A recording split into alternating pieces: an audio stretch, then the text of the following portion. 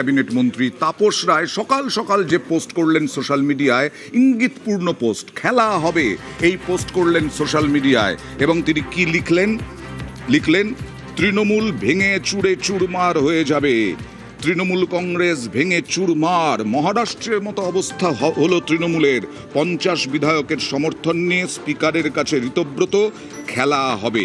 আর এই মুহূর্তে আবার বলছি, আমরা যা খবর পেলাম তাতে এখনো পর্যন্ত 57 জন বিধায়ক তাঁরা সম্মতি দিয়েছেন ঋতব্রত এবং সন্দীপনকে। তৃণমূলের শোচনীয় অবস্থা। তৃণমূলে দুটো ভাগে ভাগ হয়ে গেছে, মমতাকেও ডিনাই, অভিষেককে তো বটেই।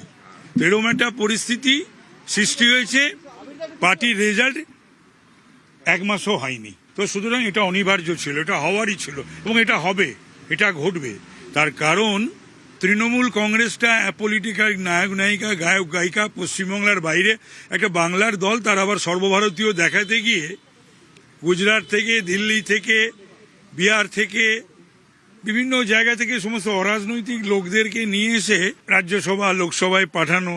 তো সুতরাং এগুলো এতদিন চুপ করে দমবন্ধ পরিস্থিতিতে সহ্য করেছে।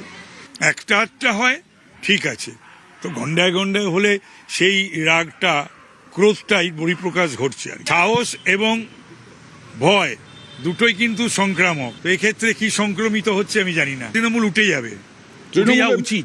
তৃণমূলে মুষল পর্ব, তৃণমূলে বাড়ছে বেসুরোর সংখ্যা। নেত্রীর ডাকা বৈঠকেই রেকর্ড গড় হাজিরা। তৃণমূলের পরিষদীয় দলেও বড়সড় ভাঙন, সংখ্যাগরিষ্ঠ বিধায়ক নিয়ে স্পিকারের কাছে ঋতব্রত। দলের প্রতীক হাতছাড়া হতে পারে মমতা বন্দ্যোপাধ্যায়। দেখুন, নিয়ম হচ্ছে পরিষদীয় দল, সেই পরিষদীয় দলের যারা সদস্য অর্থাৎ এমএলএ, সেই এমএলএরা বেশিরভাগই যদি সই করে তাদের নেতা নির্বাচিত করে, বেশিরভাগ যদি চায় সেখানে বিবেচনা করতে হবে। পশ্চিম বাংলায় এবং রাজ্য বিধানসভায় যে নতুন নতুন ঘটনা ঘটছে, বহু ক্ষেত্রেই গত 15 বছর ধরে, এই সংবিধান যখন লেখা হয়েছিল, রুলস অ্যান্ড রেগুলেশন যখন হয়েছিল, ল অফ দ্য ল্যান্ড যখন, তখন তৃণমূল বলে পার্টিটা ছিল না।